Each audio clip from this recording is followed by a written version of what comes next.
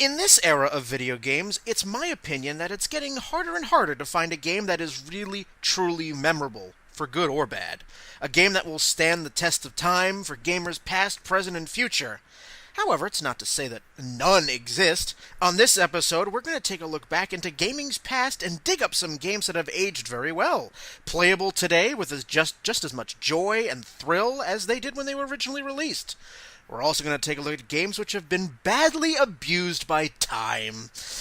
And we remember them for their notoriety, as opposed to their actual good gameplay. And oh, by the way, it's a very special episode for us. This is episode number 100 of downloadable content, so strap in and let's do this. It's episode 100 of downloadable content. Next!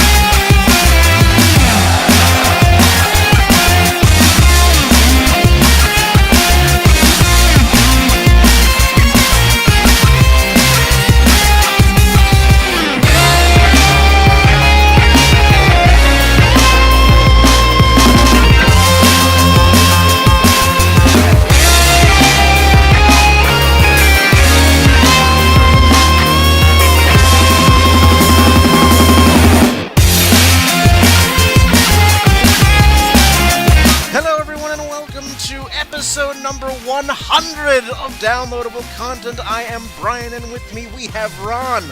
Hi, everyone. We have Nick. I forgot the party favors. Hi, everyone. Shanna. Hi. And Gabe, welcome back. We didn't scare you off. That's true. I'm excited. You're episode number 2. You're back. Yeah.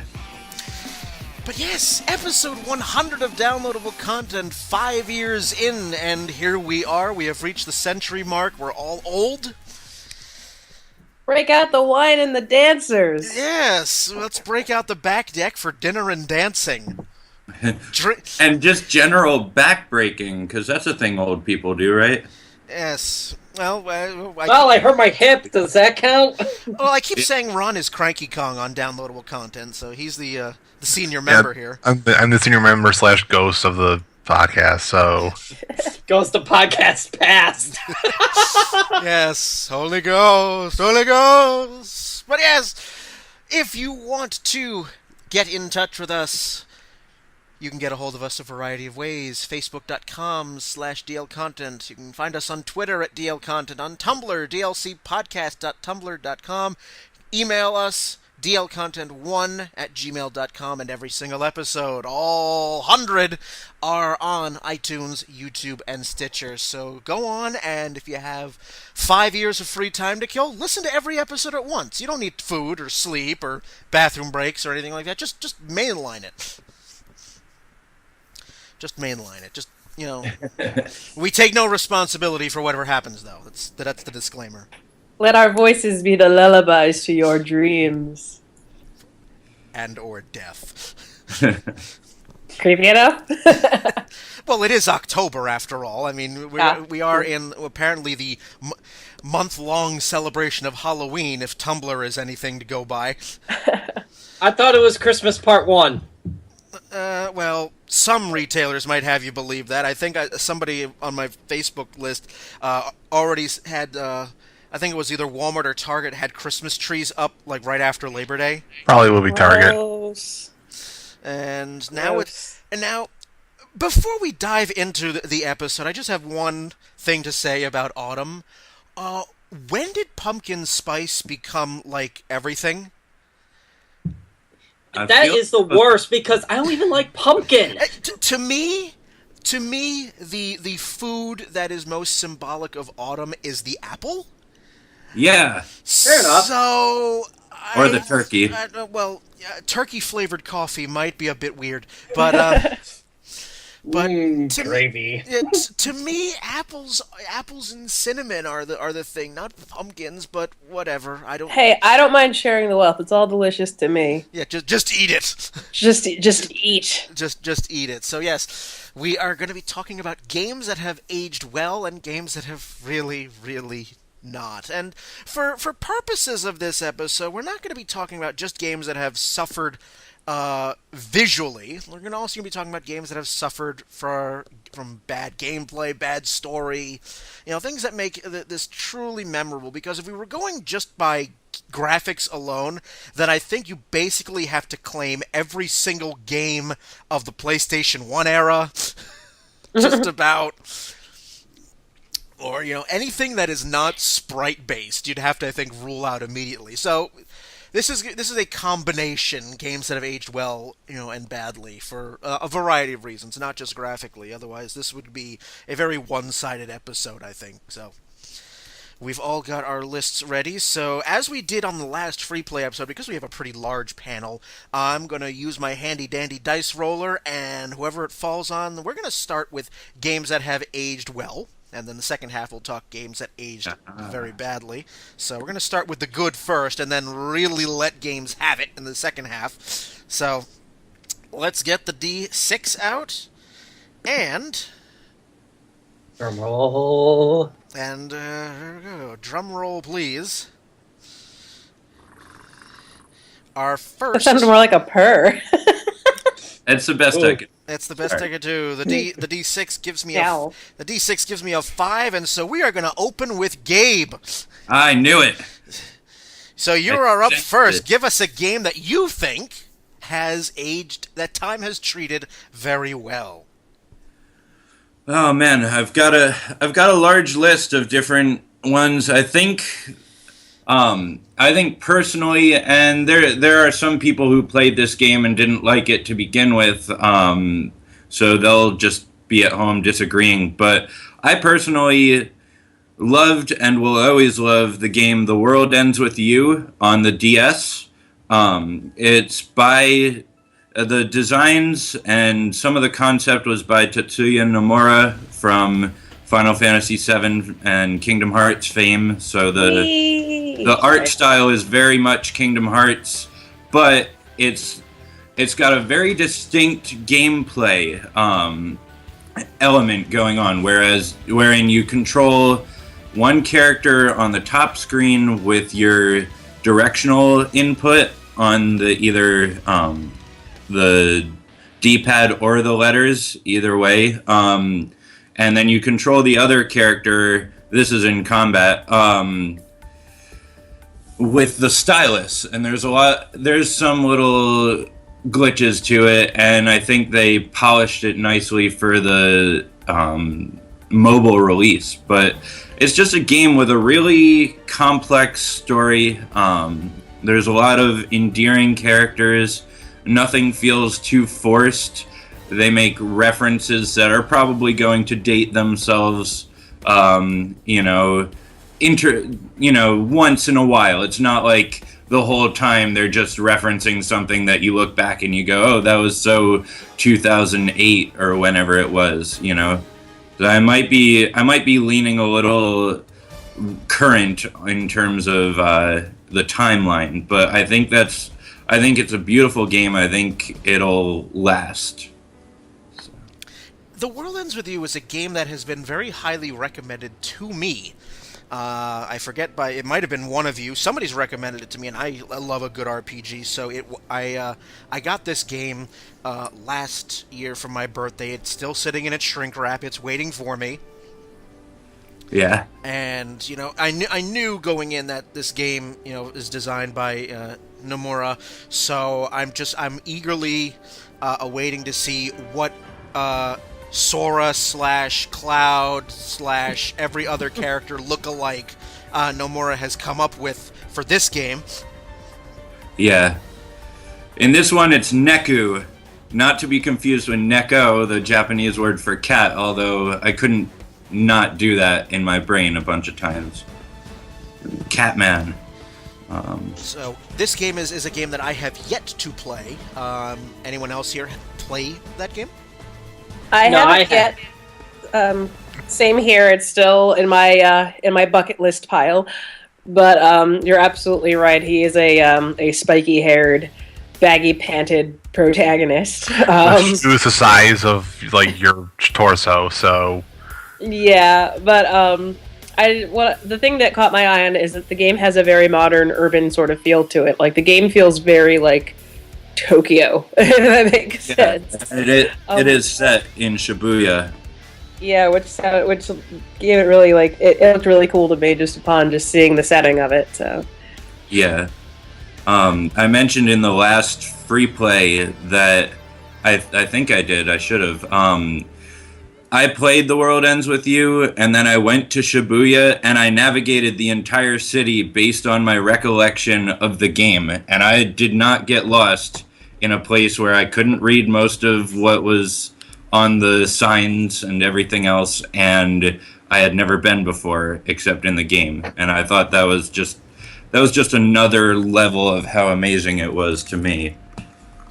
You did mention that in the last free play, and I still think that's amazing that you managed to get that level of detail, actual, scale map in the game. Especially on the DS. I mean, certain areas were, none were really exaggerated, but some were shrunken, but it was just generally, I had the map in my head and it totally worked. It was amazing. How much of that game did you play in order to basically memorize the layout of... Well, I mean, there's not a humongous map. It's not like you're going in a Final Fantasy world or anything. It's just a city, so that helps a bit. But it's also, I mean, I cleared it. I played the hell out of it. I'm not gonna sugarcoat that. It was at least probably 100 hours because I loved it so much. It was nuts. I played it during a summer when I was working like 16-hour days, and rather than get a full 8 hours of sleep with the remainder of my time, I was just playing that game just constantly. It was awesome and exhausting. I played it. I beaten it. I find it a little. It was okay. I'm not sure I would put it on the good or bad. I think I would have just left it like in between. I think the main knock against it is probably the art style. I think that many people would find that off-putting. I do think it is good though because it was like one of the first DS games to actually use both screens and not just have it be like, your top screen's the game you play on and your bottom screen's your inventory. Yeah. And it's like, no, you actually have to look at both screens. So there's actually going on both of them. You can control both of them. So you should probably do that. Yeah, I know what you're saying about the art style, and obviously everyone has their own preference in that regard, but I think it's because it's not like trying to be realistic like a lot of like Brian mentioned, the PlayStation games from PS1, you can pretty much write them all off on graphics. But it's not trying to have like super realistic graphics. It's a very it's very sprite. I'm very sure that they are sprite-based graphics with. Yeah. So like I didn't really take that into consideration just because of what the stipulation was. So. Yeah, it's a very like pop graffiti, infused with Kingdom Hearts sort of art style, but because it is, very cartoonish rather than making any attempt to be realistic, I think it gets past the graphics thing, and the only impediment would be a personal choice on art style, I think, in that regard. Which is fine, everyone has their own preference. But. I mean, it's anime style, and anime's been around for decades now, so that's not going to go, or at least I don't think it'll go out of style, so that in and of itself makes the game, it gives the game a timeless sort of, at least imagery. Yeah, for real. Or animation style, I should say. Agreed. But yeah, I mean, it's the thing about personal preference for that is, I mean, obviously we all know Chrono Trigger is a beautiful game, right? You know, I think everyone is in the world practically is in agreement with that. I know a couple people who are turned off by the artwork because it's like Dragon Ball Z artwork. You know, that some people will just not play a game because of that, but I don't think that it prevents it from standing the test of time in a general sense when it comes to story and gameplay. Very true. I mean, even though Chrono Trigger and Dragon Ball Z were done by the same artist. Yeah. So. Exactly. Yeah. Yeah. Well, cool. Anyone else have anything to say on that, or can I roll the die again? Well, just one thing I'm reading up on World Ends With You, because I know of the title, I know of the art direction, and that's about it. Something interesting here, it was like the second best-selling title, DS title in Japan, and the best in North America on a week of its release. Nice. So this game was extremely popular.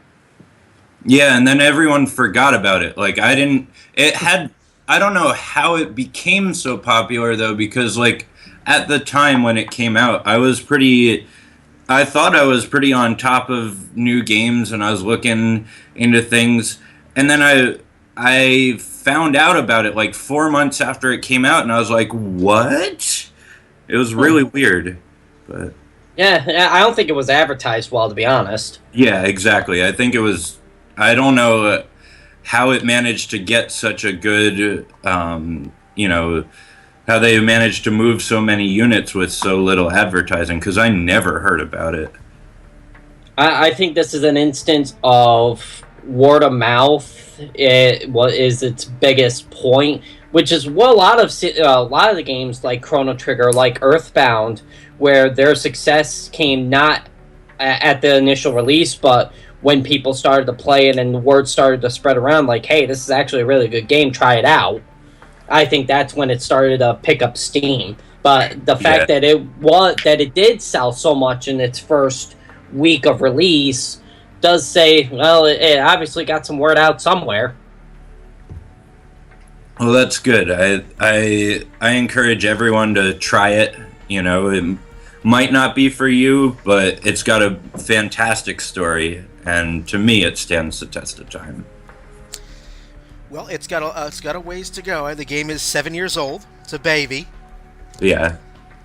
It's getting there. It's getting on the cusp of being considered, aged well or not. So yeah, that's perfectly fine. I'm looking forward to playing it. It's sitting on my shelf. It's waiting for me right next to Bravely Default. It's oh yeah, you gotta get on that. I do too. Yeah, next to Bravely Default and A Link Between Worlds, which is also same. Oh, dude, what's wrong with you? Don't worry. It's a perpetual backlog. You know this. Yes, I do. All too well. It's a perpetual. I feel like we all have that. Yeah, I think we do too. All right, moving right alongo here. Let's break out the D6 again. We already have had a Gabe, so let's roll it now. Okay, it lands on Nick. All right, You're up. I guess I'm up. Well, when I think about games that aged well, I think a lot of the classics of the NES, Super Nintendo games. You can take any Mario, any Zelda, essentially any Final Fantasy, and I think that can stand the test of time. But one that I think has aged well, that continues to be fun, even to this day. In fact, I've been playing them very recently, and one that I don't think gets talked about too much. I'm going to go, and I'm going to kind of break your rules a little bit here, Brian, and I'm going to go with the Mega Man NES series, 1 through 6. Uh-huh. And just the series in general has been a game that's so formulaic and so consistent. Capcom basically struck gold upon its first release, the first Mega Man, of this pick-your-poison boss system of acquiring a power-up and using it like a rock-paper-scissors format against the bosses to beat Dr. Wily. And Capcom, for with the exception of 7 and 8, they kind of fiddled with the formula a little, but for the most part, through 10 games and now, 30 years later? Almost 30 years? 28. Oh. They didn't mess with it. It's still the same, and it's still the same fun, addictive gameplay that challenges the player, but not too much, and where the weapons really help make the game easier if you know what you're doing. I have taken the liberty of, not taken the liberty, but I found the Mega Man Legacy Collection on Steam that contains Mega Man's 1 through 6, plus some challenge modes, and I've just rediscovered Mega Man all over again, and even, the games are as old as 1993, I believe, was when Mega Man 6 came to the United States. So 22 years later, it's still a heck of a lot of fun to play. This is a series that I've only gotten into within the last couple of years. This was a series that completely blew by me when I was a kid. And it wasn't until, games like Shovel Knight really had me interested in playing that style of game. So after beating Shovel Knight, it was then that I had the Mega Man Anniversary Collection for my PS2 kicking around. So, I picked that up, and I also have the first 6 games on an emulator on my computer. And I realized one thing very, very early is that if I had played these games when I was 5, I would have had a broken NES out of frustration. Yes. So now I'm playing on the PS2 or on my emulator, and they have things called save states, and some people might say, well, that's cheating, and I'm like, bull. I have a very expensive piece of electronic equipment here. I do not want to smash it because I did not manage to land on that specific pixel. Fuck off. So, but I certainly understand what you're saying. I mean, I got through Mega Man 1. I'm on Mega Man 2 now.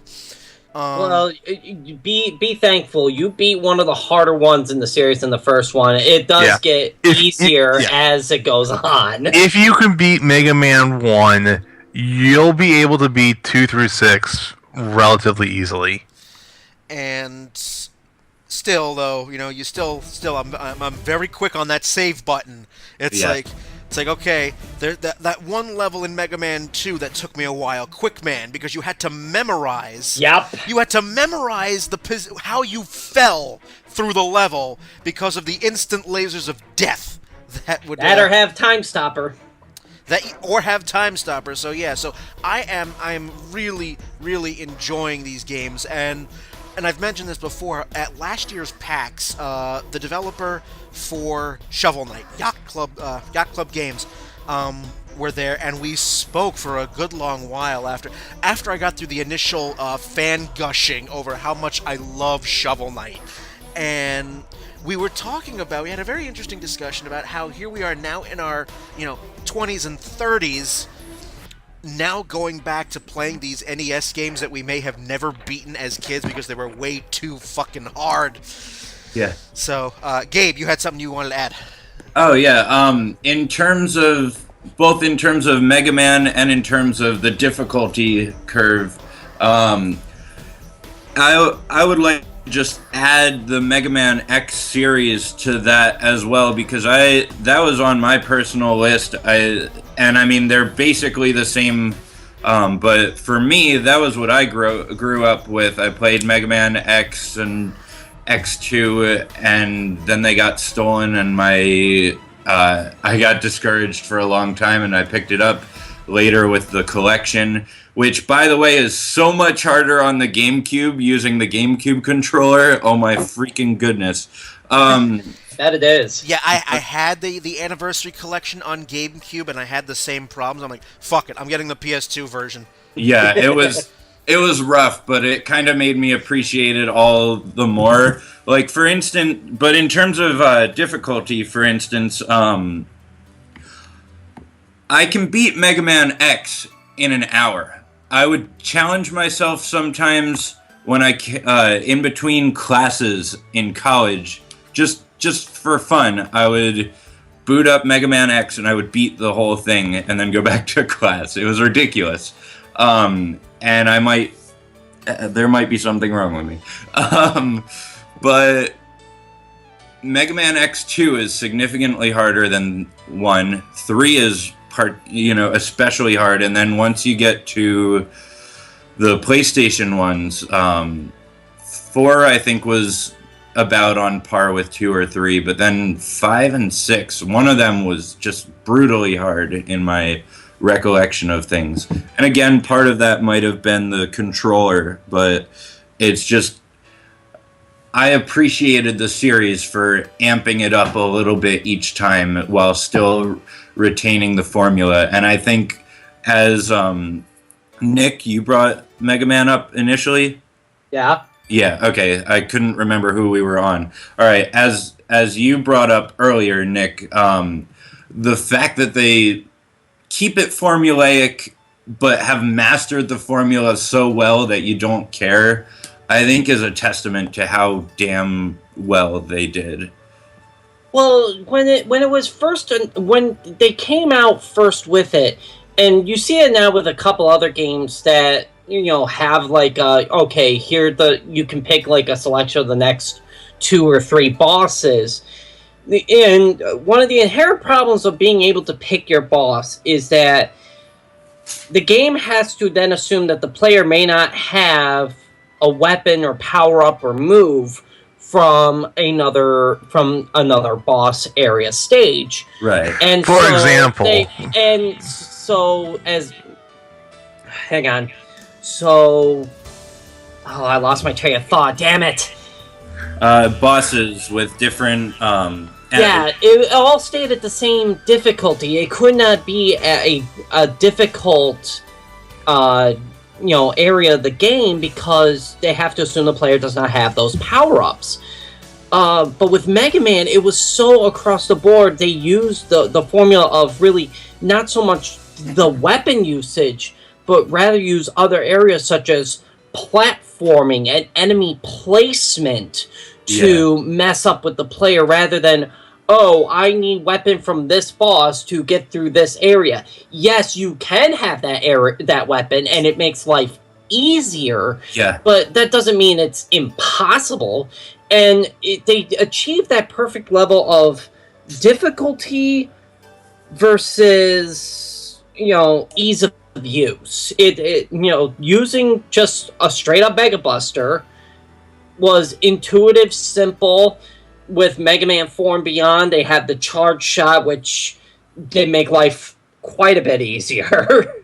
But, the weapons were never a necessity. They were always just an additional tool in your belt that you could use. And it just made it so much fun. I would definitely agree with that. I know, again, going back to Mega Man X, because it's just what I have, because I didn't really play the original Mega Man set. Like, Armored Armadillo is super freaking hard, unless you have Spark Mandrill's electric thing, but which shocks his shell off. Spoiler alert. But I think the statute of limitations on Mega Man has long since expired. Yeah, I know. Yeah. That was a joke. But, Too soon? but yeah, you can still beat him with the Mega Buster alone, and it is incredibly satisfying when you do. So they made a perfect balance, and I would agree with Nick. I have a lot of respect and awe for their ability to do so. Except there are some Robot Masters, which if you want to fight with the Mega Buster, and you somehow beat them, God fucking bless you, because Shadow Man with the Mega Buster, no, never again. But yes, it is definitely, and not only has Mega Man is such a classic franchise, but you could see the influence of that style of game on much later platformers as well. The first one that comes to mind for me is Gunstar Heroes on the Genesis. Interesting. I never played that. Yeah, I never played those. It's made by Treasure. It's made by the same. I've seen tons of gameplay on it and a run through of it. It looks like it would be fun. It's just I never bothered to play it. It's a lot of fun. I got it from Ben. He was it was on the Wii Virtual Console. It's on Steam. So it's made by the same company that made Ikaruga. I don't know if any of you have played that, but you know, you have its influence on later platforming shooter, you know, type games is very, very obvious and very well known. So yes, I would definitely put Mega Man into the good column. So But yeah. Okay, that's all I've got. all right, so let's roll the die again. Let's see, it's down to Shanna, myself, or Ron. We have Shanna. Okay. So mine has already kind of been touched upon a little bit, but I'm gonna just go further into it because it's kind of a no-brainer. It's Chrono Trigger, Nice. and and I know Somehow, I am not surprised. Just don't spend 3 hours on it. We've already Hey, done it. I'm aware that that was like the longest episode ever, so I'm not gonna go too far into it. But I'm just gonna make a couple of points as to why it has aged well, and that's just because the game is timeless. I mean, Yeah, I didn't even mean it that way, but it works. Unintentional pun. Chrono Trigger is just that good. It writes its own puns. ba-da-ba. But anyways, I mean, just for one thing, the multiple endings, and the fact that you have certain in-game choices that affect gameplay and affect how the story goes. I mean, that's something we take for granted now, but that was so ahead of its time. You didn't have games where, like, every little decision that you could, or certain decisions you make, certain paths you take, would result in a different gaming experience. That wasn't what was happening back then. So just that in and of itself just lends to the game still feeling fresh and new, because that's something that, like, is a typical tool of gaming these days. And I know we weren't going too far into the visuals, but, you know, there's also just the fact that the sprites were way more advanced and animated than any sprites in games in that time. I mean, you had, they were so expressive, you know, they had expressions like, Luca would always do the thing where she adjusts her glasses. Marl would shout. Yeah, Marl would shout. Chrono's, like, shoulder shrug chuckle. Yeah, I mean, like, you had those little things. I used to always love when Ayla would do the thing where she'd get really excited and just start pumping her fist back and forth. Like, and that added so much more dimension. I mean, like, you would see little flecks of that in certain games. Like, you know, you had a little bit of that in Final Fantasy V and certain things like that, but you never saw it to that extent. And because of that, like, I mean, obviously with sprites, it's come back around in gaming, but, like, that gives the game, like, you can play that game and it still doesn't feel like it's an old game with sprites, because there's so much more depth to the animation in it. You know, and I don't need to really go much further than that. I mean, it's Chrono Trigger, and again, you had 3 hours worth of discussing that game as to why it's timeless. But for those who want the full breakdown of Chrono Trigger, please check out hey, downloadable content. Plug away. I mean, that's very true. Earlier this season, that's what we did. We had Chrono Trigger celebrates its 20th anniversary this year. So yeah, That was like, what, episode 93? If any of you out there on the internet want to hear our 20th anniversary celebration of Chrono Trigger, and you have 3 hours to kill, go find it. Go find it on the internet. It's there. We did that earlier this year. So yeah, it's. Yeah. There are many, many reasons why this game.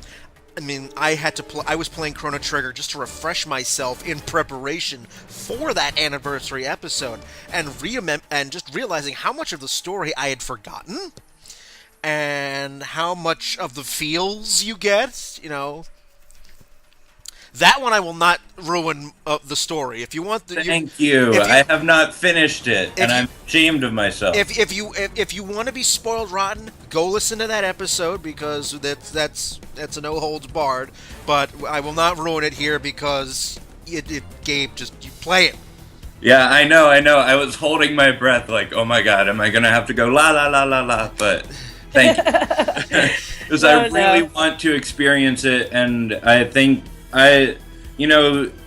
Shanna, you said that that a lot of games do the multiple endings nowadays. What I understand, there's a really, there's a distinct set of endings in Chrono Trigger. Am I right? I don't know any of them, but I know that there's a good variance to the outcome, right? There's basically,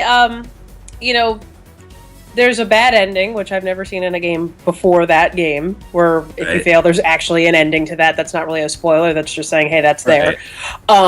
There's obviously the good ending, but then, like, if you do certain things throughout the game, and the thing with, like I said, I don't want to spoil anything, but one thing that's different about Chrono Trigger is it's not necessarily, like, you play 60 hours and you get to the end boss. If you really want to, you can play 3 hours and get to the end boss. The end boss is kind of always there. It's a matter of when you decide to go and fight him, and that will change your endings. Yes, and I think in a lot of, I'm sorry to cut you off, Brian, but I think in a lot of modern games that tout that multiple ending thing, there's a lot less. Obviously everyone points to Mass Effect for that, but there's a lot less variance than the developers would like to have you think. Not always, obviously. I was reading something about how there's ludonarrative dissonance, is I guess the official, in quotation, term for it, where the story does not match your gameplay. So if you play as an evil character throughout the time that you're given the choice to, you still get driven into that good ending where, in a lot of games where you're the hero, even though you're the hero that nobody deserves because you're an asshole. No, I get you. It's not quite the same sort of thing. It's not so much the modern sort of thing where it's like, if you make this decision of, like, say, like, if you rescue a kitty, you're a good person. If you don't rescue the kitty, you're a bad person. It's not quite that. It's more, like I said, it's when you decide to approach the final boss that sort of has that. But then there's also, like, there's little other things, like, I know there's something with Chrono's mom in there. I haven't gotten all the endings myself yet, so I can't really tell you, like, this means this and this means that. But, like, yeah. That's more what I say, the multiple ending sort of thing. Well, one of the interesting things with the multiple endings is the game does pay attention to the little things you do in that game, no matter which ending you do get. It is just a nice touch. It was not necessary, but it's a nice touch. Yeah. I think it was necessary because of what the whole story was about. Like, you're literally traveling through time to save the world from a universe-sized threat. Like, that worked. It's a slow threat, mind you, because it takes 65 million years for it to actually do a goddamn thing. But it is such a threat that this thing does need to be dealt with, and because of when you can decide to end said threat, that there needs to be such a wide berth. Case in point, there's a particular point in time, I cannot spoil the enemy because I don't want to, or I shouldn't, where if you beat Lavos before a particular event happens, the ending changes, and certain things happen to Chrono and everyone there. Right, and I think this is probably a good point to just have us trail off here before we just totally demolished the game for Gabe here. Yeah. Yeah. There are 12 endings, and enjoy. Thank you. I will. When I get to it, I will. I think I'm going to move it up on the queue just by having this conversation. You really should. It's a lot of fun. It is in my top 5 of favorite games ever. It's Oh, me too. It was when I played this for earlier this year. When I replayed it, I fell in love with it all over again, and it such a wonderful game. All right, it is down. And I must say, I feel better now that I got my 2 cents in because I'm so bummed that I missed that episode. I mean, good reason. It was my honeymoon, but I'm still like, no, I want to do it so bad. All right, it is down to Ron and I. To the two main guys. To the two main guys here, and To the veterans. I will roll the die, and it is Ron. Alright, well, I had written down like 5 or 6 good games, and then you guys all stole them all. I'm sorry. So I'm going to go to the one that I have remaining. And I really wasn't sure on what I wanted on my list or not, but the more I thought about it, the more I realized that I think it does belong. I'm going to be specific here, and it's Pokemon Gold and Silver. Ooh. Okay, the original, the Game Boy Color. Yes, the Game Boy Color ones. And Got the remakes are fine for those who haven't played. You can play them and be okay. The reason why I'm being specific is this, Pokemon Red and Blue had a good idea with you're a kid, capture all these really powerful, cute monsters, go around and do the beat the HM bosses, beat the Elite Four, and become the Pokemon Master. The reason why I'm going to Gold and Silver, there's 3 main reasons. One, the addition of the Steel and the Dark types helped with balancing out the game a lot compared to Red and Blue, where basically if you didn't build a Pokemon, you didn't have at least one psychic Pokemon, you were a freaking idiot.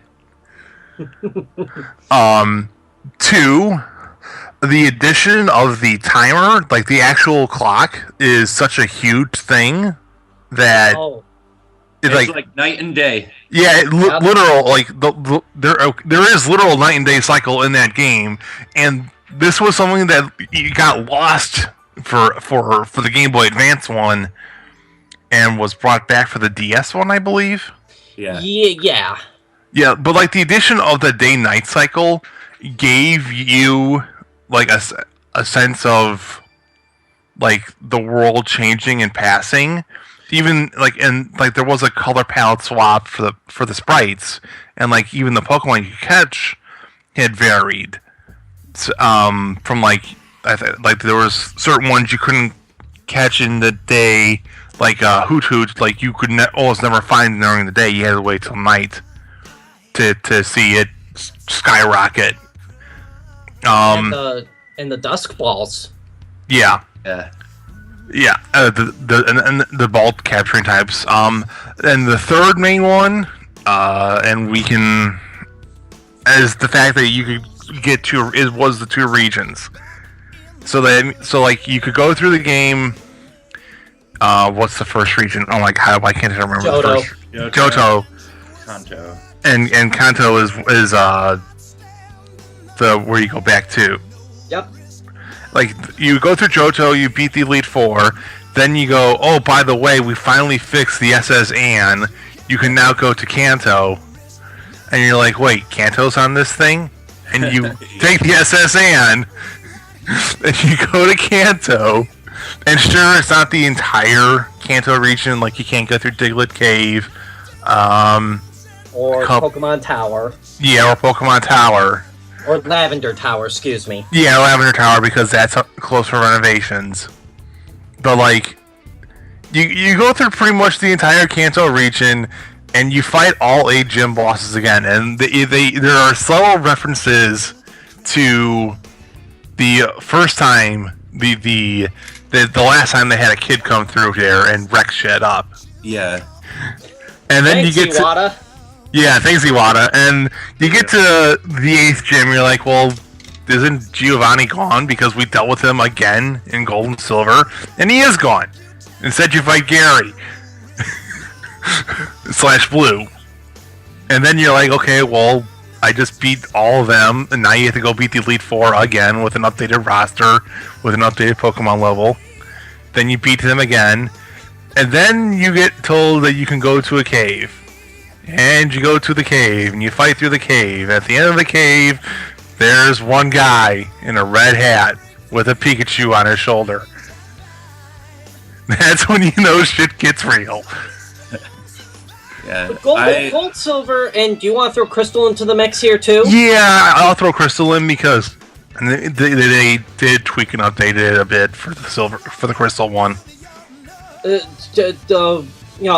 and Blue was such an early concept, and Nintendo didn't know if that was going to succeed or not. When they struck oil and Pokemon Red, Blue, and Yellow took off, they took Gold and Silver and Crystal and just refined the concepts, balanced out some mechanics, added some neat little things. The shiny Pokemon system, which, if you were lucky enough to get one, it was, it really helped you out. And throughout that entire game, it just, if Red, Blue, and Yellow helped, started hitting the oil, Gold, Silver, and Crystal turned the oil pump into an oil waterfall. Red, Blue, and Yellow was them being like, hey, there might be a little bit of oil here. Gold, Silver, and Crystal was like, it's not a little bit of oil. We have the fucking Saudi Arabia oil field underneath our ass right here. It's all the oil.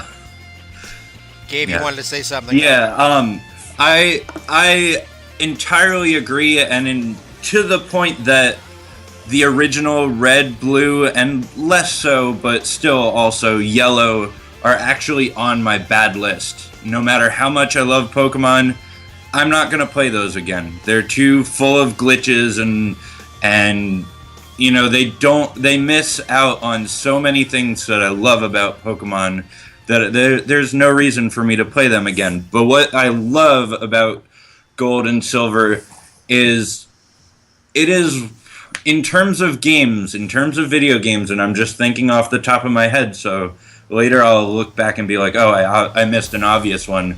But it is one of the best games in terms of continuity that I can think of at all. Not just continuity for the game world, in that you have, like you were saying, the reference to the kid who passed through 3 years ago, and all the different trainers who have the same Pokemon, but they're stronger than when you saw them in Red and Blue.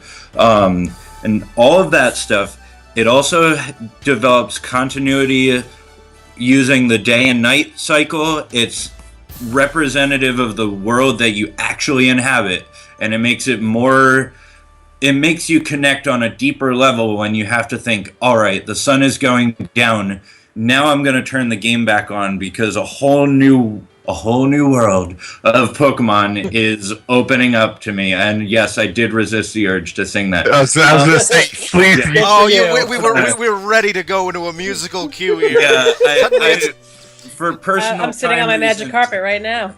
Yeah.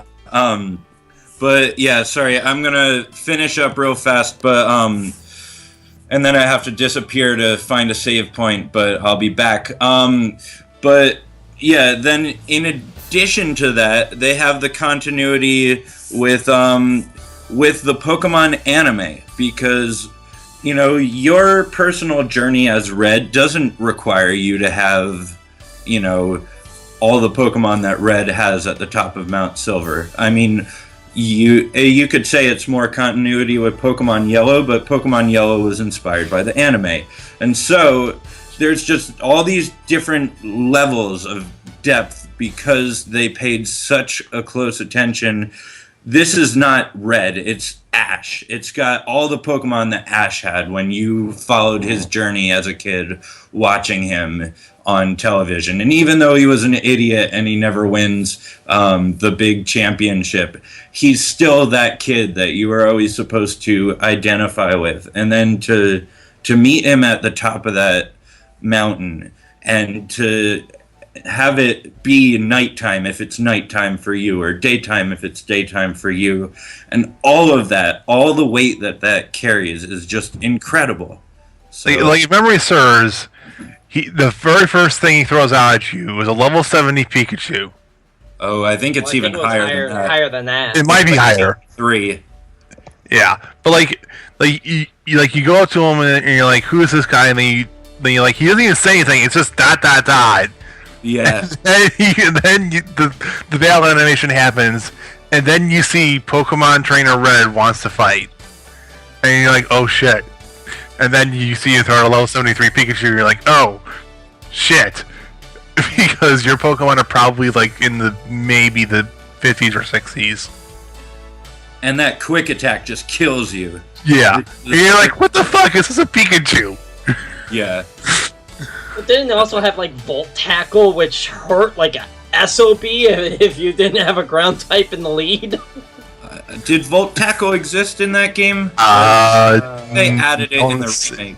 I would say it was in the remake. I don't think it existed yet. But like you fight him once, and then you beat him, and then he disappears. You don't see him again. I think you could rematch. Maybe that's Heart Gold again. I think Heart Gold and Soul Silver, you rematch them.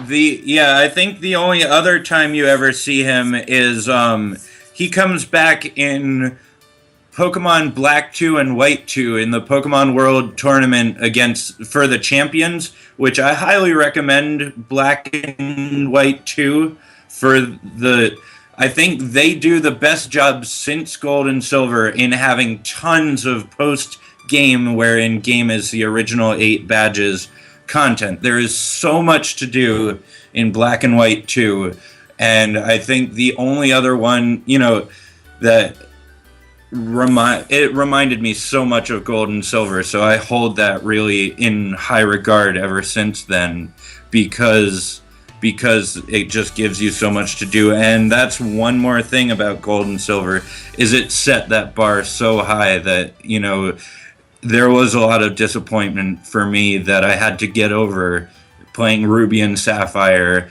with no clock-based influence and no extensive post-game. Yeah, Ruby and Sapphire, there's a lot of things wrong with Ruby and Sapphire to the point where I'm... Little bit. I may have it on my bad list. I'm not 100% sure on it yet. Emerald fixed a lot of that, though. I will give props to Emerald, and now I have to go. I will be back. Alrighty, Gabe, we will see you probably on the second half, so go find your save point, and we will see you on the other side of the break. But in the meantime, it is my turn to close out the half, and I am going to bring up a non-RPG that I feel has aged well. Now, this is a particular franchise in which some of its games I feel, hold up well, and some that really, really should just go away. But on the good list, I feel, since I just beat this game a couple nights ago again, Resident Evil 3. And that would be Nemesis. Okay, that was an interesting choice. Resident Evil 3 Nemesis, I feel it is one of my favorite games. It is probably... That and Resident Evil 4 are probably the two favorite games of the series for me. Because Resident Evil 3 has... to this day, every time Nemesis bursts onto the screen, I have to just be like, oh shit! Because he does. He when you first play this game, have Nemesis as your main antagonist throughout the entire game. And, on top of trying to get through all of the zombies, because this is going on, the timeline of this game puts it right when everything in Raccoon City is going to hell. And, it's a lot of fun. It's much more fluid than Resident Evil 2, which was great in its own right. You play as Jill for most of the entire game, Jill Valentine.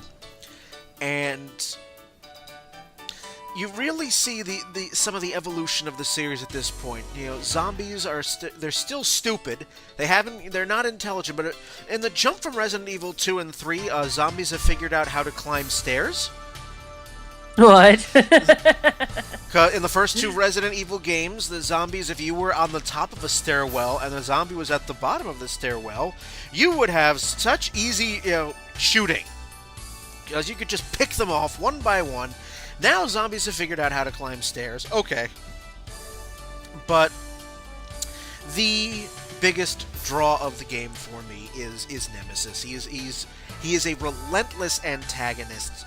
In terms of the story, he's created by Umbrella to eliminate all of the remaining Raccoon City Stars members. Basically, anyone who could still incriminate Umbrella in all of this. And there are certain points of the game where he just bursts onto the scene, and you have to spend the next 5 to 10 minutes of the game trying to outrun him. I mean, you can try shooting him, and if you're playing on hard mode, you will waste all of your ammo doing so, because the only time in which you actually get to kill him is during the final battle.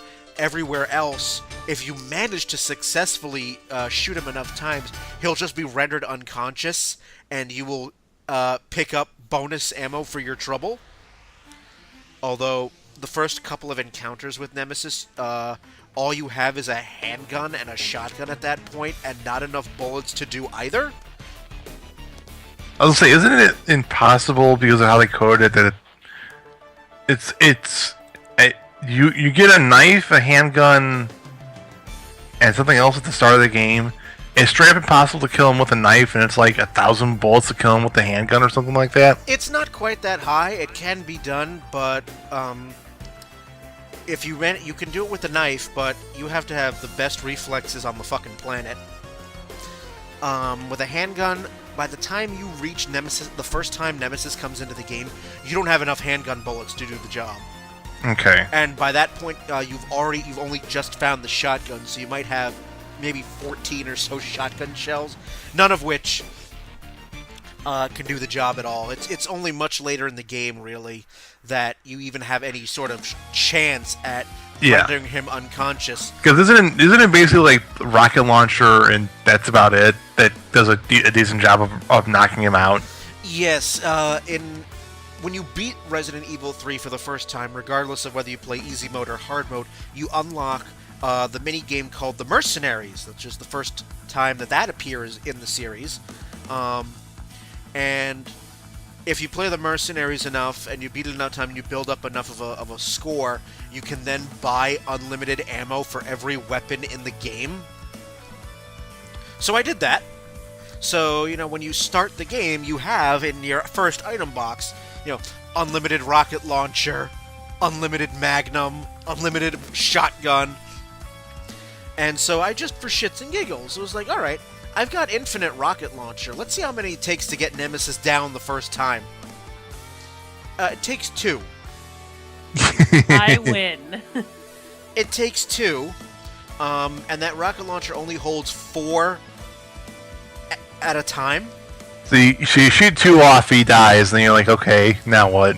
But just out of curiosity, like the first time you run into him, you shoot him twice with the rocket launcher. He falls unconscious. He's not dead. He's never dead.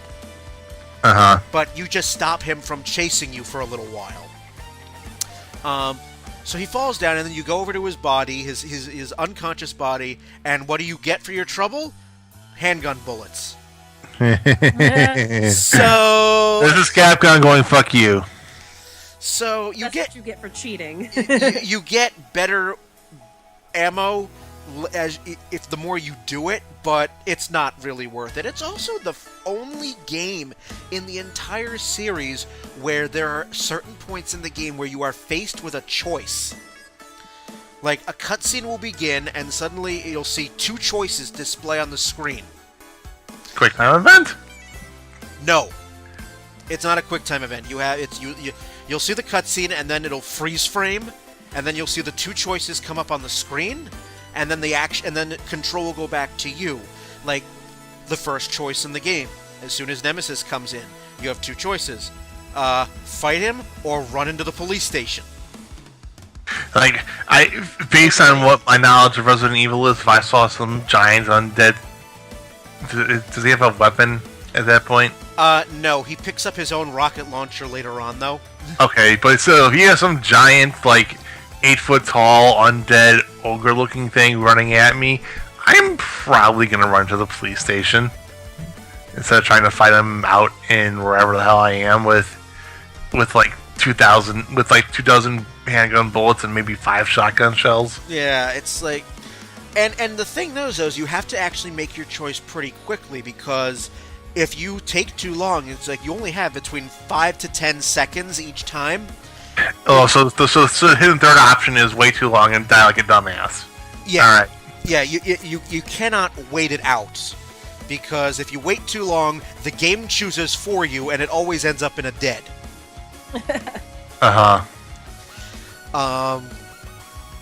Some of them are pretty cool though, because there's another point in the game where Nemesis comes through. Now he's mutated once, and you are standing in an area that has a lot of water and a live electrical wire. Oh, joy! And you're also on top of a balcony. So he comes in, you have very little room, and the options that come up on the screen is electrocute him or push him off the balcony.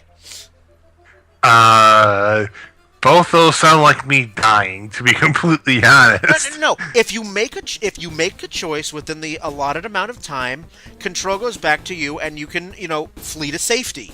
If you wait too long, that's dead. Yeah, but like, I guess this is my issue with the Resident Evil series in general, is they present you with certain choices or options where a reasonable person would be like, no, fuck this, I'm going around, but they force you into this because of game restrictions or plot device or something. Yeah, things like that, when most sane people would just be like, no, fuck this, I'm out.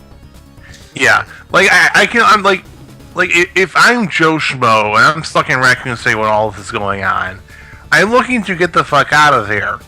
Even if I'm a police officer, I'm looking to save civilians and then get the fuck out of here.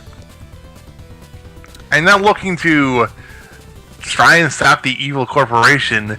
My goal is to make sure that I and as many people as I can find get out of here alive. So. And it doesn't really matter in the end because Raccoon City gets nuked anyway. So. Yes. Yeah, but like even then, I'm still trying until I see the bomb. I'm like, oh well, this sucks. And to me, it still holds up pretty well because it's still a very solid story.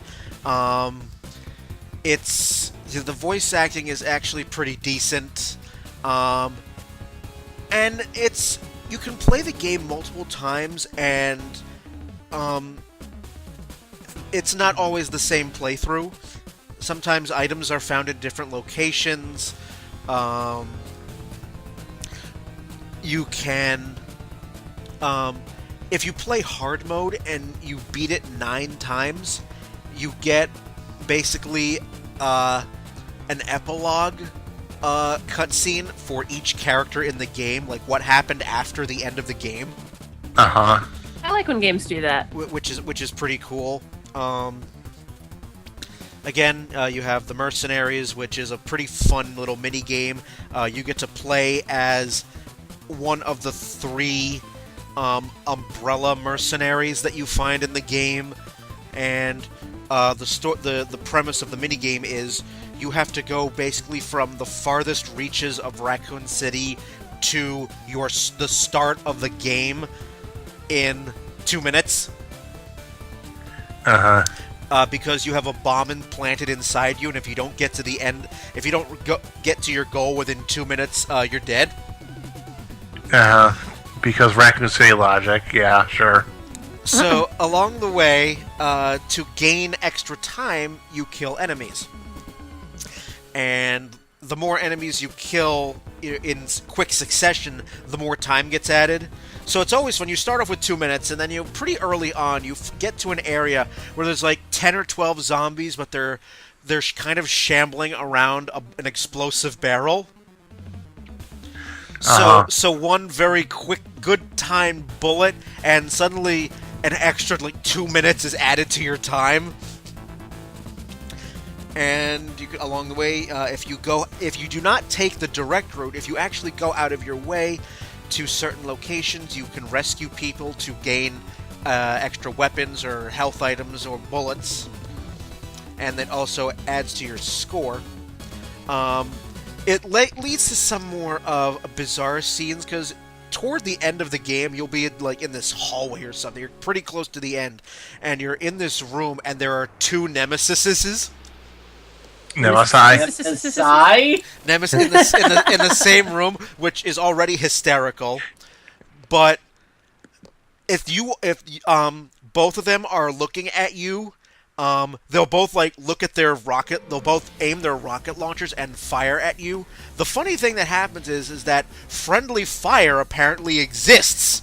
So they can blow themselves up. So Nemesis can hit the other Nemesis, and while it's doing that, time is being added to your. So it's like, oh, Nemesis just blew the other one up with a rocket launcher. It's like extra 60 seconds. It's like, oh, hey. And you just watch the two of them fight each other. Larry's beating up Mo. Mo is now dead, and I'm going to shoot Larry and gain 5 minutes. Yeah, and it's actually pretty funny to watch. It's like, just make sure you're out of the line of fire, because as soon as one of them goes down, then the other's like, oh, you're still here. Yeah, the aggro radar pings on you. You get the exclamation point. Time to start moving. And it's pretty fun. I mean, and it's I still play it pretty regularly. It's still enjoyable. I still feel the same sense of, oh fuck, every time Nemesis comes on the screen. Even if I'm carrying an unlimited rocket launcher. It's like, oh god, fuck, run! So I still very much enjoy it. So that is my contribution to games that have held up pretty well. And we have gone over an hour now.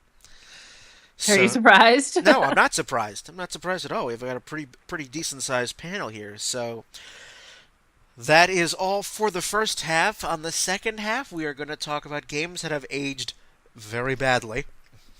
Yay! And we're going to let games have it. This is going to be a nice rant fest, I'm sure. And in the meantime, you'll have some music. We'll play some games. We'll cut out. You are listening to episode number 100 of Downloadable Content. We'll be back.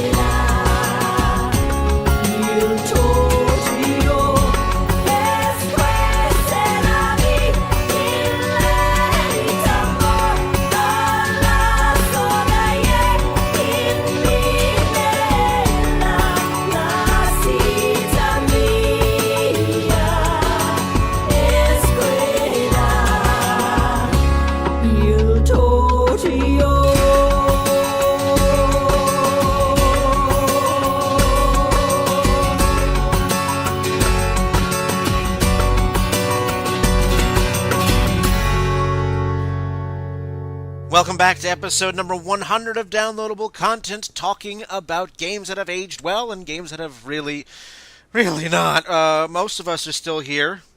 Gabe will be back. He's still looking for a save point, or his princess is in another castle, or he has to find some shard of the Triforce or something like that. He's gonna save the water crystal from the water. Oh. Yeah, from the Kraken. Yeah. Yeah, that one. Yeah. He's inside Jabu Jabu's belly. But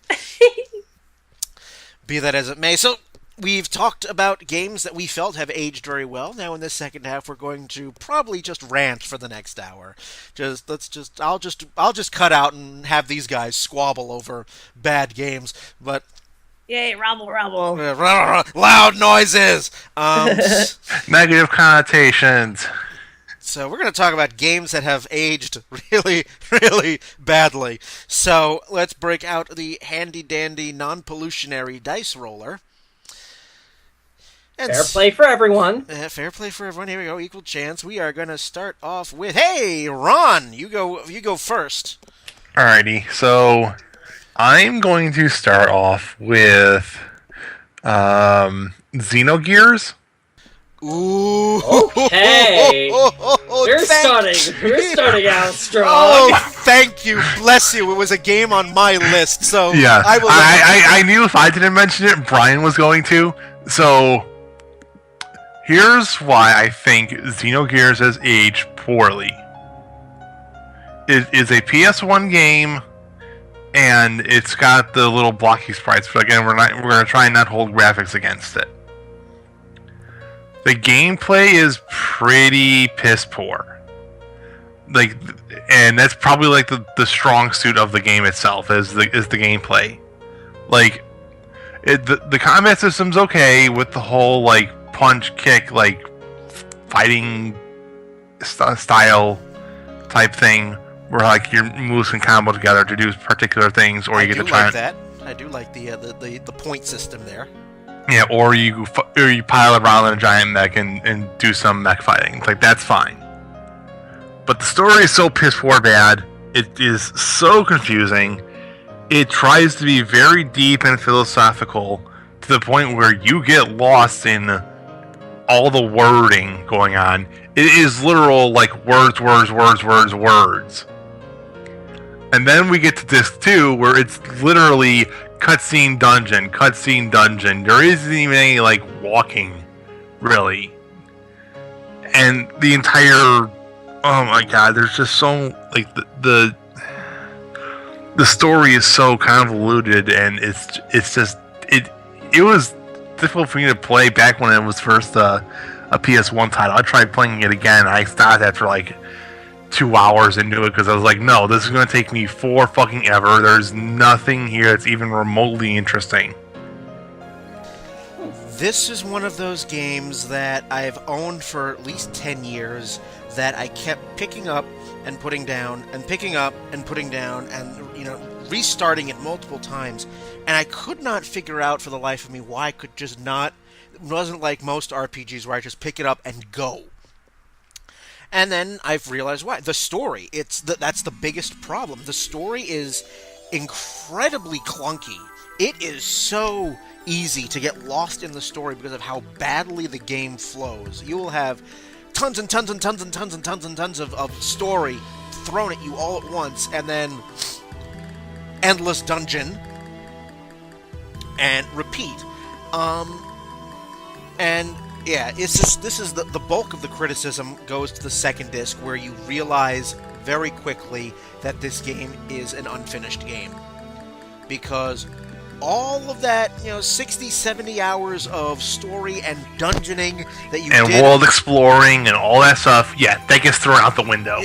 Disc 2, it's basically... Your whatever character you're playing as at the time is sitting in a chair, while behind him or her, you see still scenes, and they're explaining the narrative to you. And then, every so often, it'll cut back to you, and you get to play through, a bit of a dungeon. You'll get to a boss battle. And then after that, it's back into the, we're telling you what's happening. it is very, very clear that the development team at Square that was working on this game, Square basically said, guess what? Final Fantasy VIII's going into production. You need to wrap up this game now. Yeah, we're pulling you off. You have 3 days to finish up Xenogears. Yeah, that's what happened to Xenogears Disc 2. I had no idea. Wow. And they got to work on Final Fantasy VIII, too. Ugh. Yeah, I know. From one bad game to another. It's... And also, the thing that... One of the many, many things that annoyed me about Xenogears is all of the stupid, dumb anime/JRPG tropes that have been beaten to death over the last 25 years are all here in this game. Here, yeah. Like, again, like, if this was fresh in, like, 1995 or 1996 or whenever this game came out, it probably wouldn't have been so bad. Because, like, those tropes hadn't been beaten into the ground just yet. But you played the game as 2015, and there's actual semi-decent writing in JRPGs now. I mean, there's still tropes and stuff, mind you, but they're trying to be conscientious of it. Whereas this is full-on Neon Genesis Evangelion bullshit going on. It's one of the tropes that it's guilty of, and this is a direct result of Metal Gear Solid.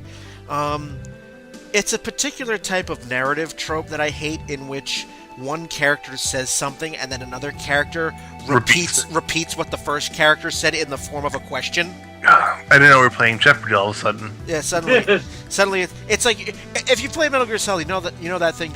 Metal Gear, it has a nuclear warhead. Nuclear warhead, things like. Xenogears is full of this type of dialogue.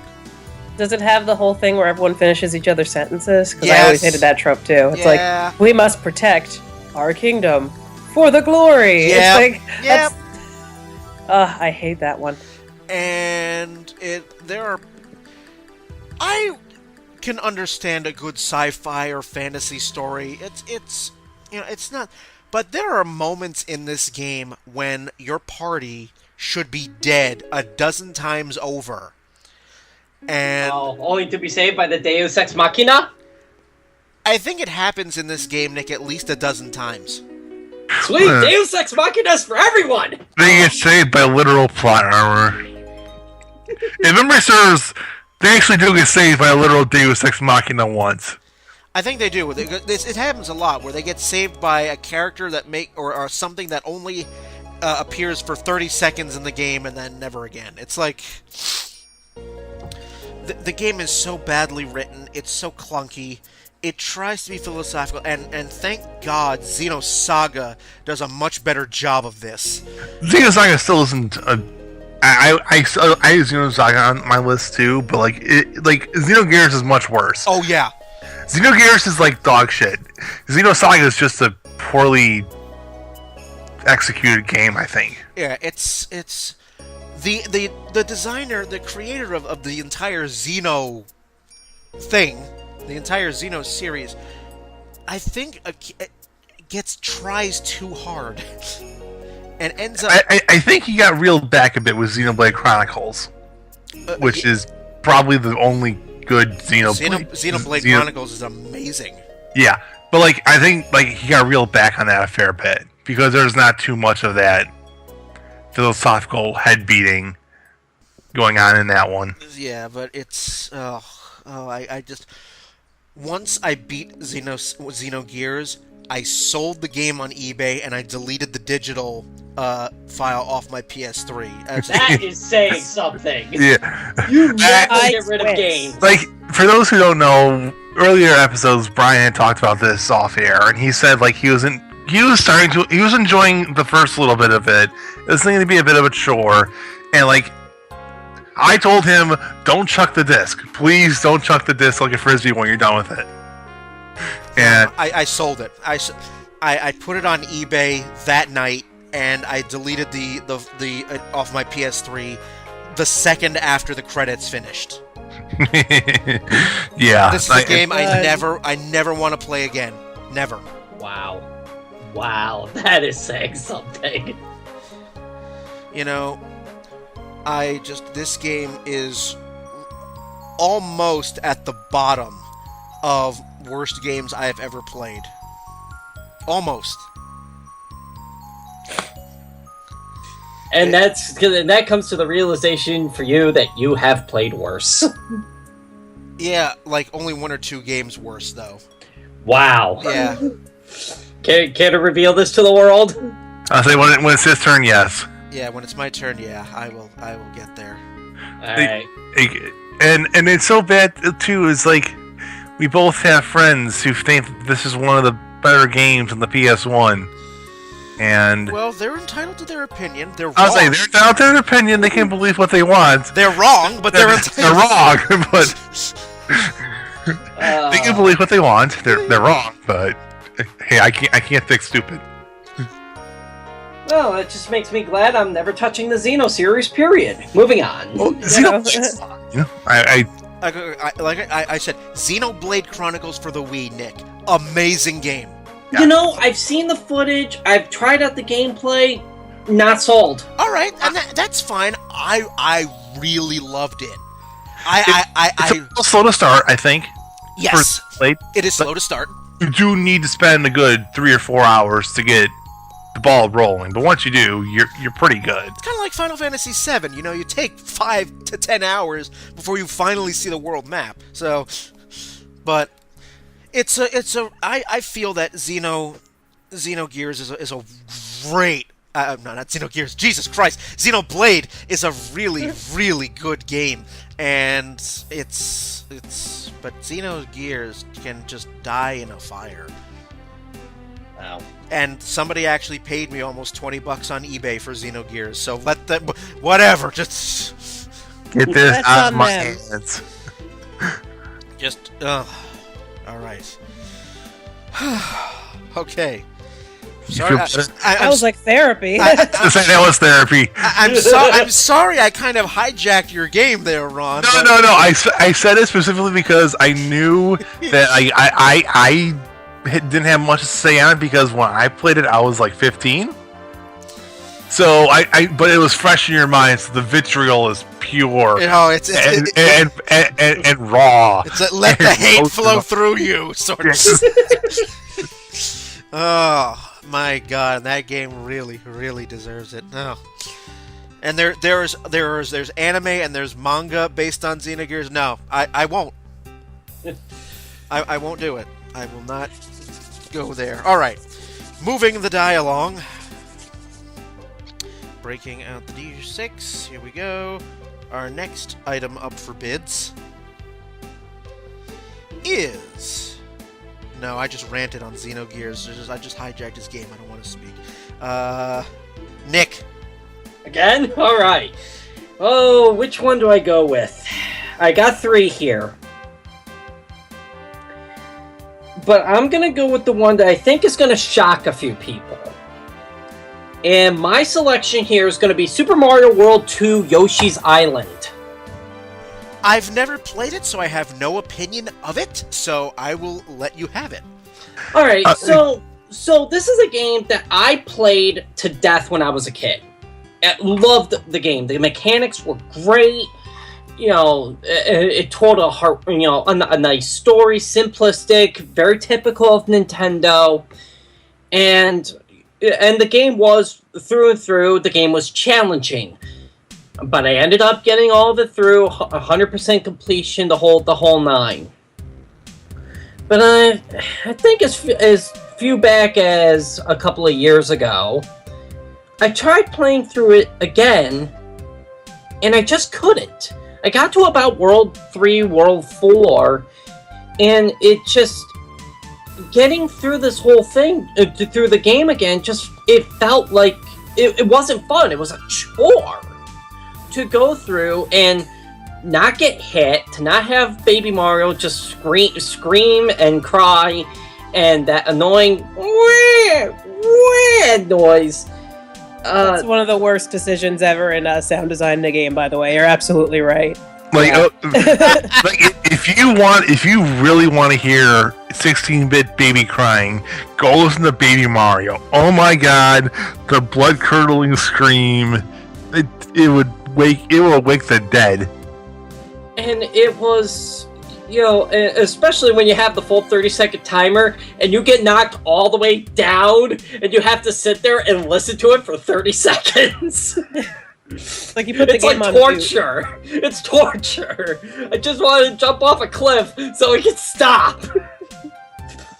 But it just the egg throwing, and it was okay, but it wasn't precise.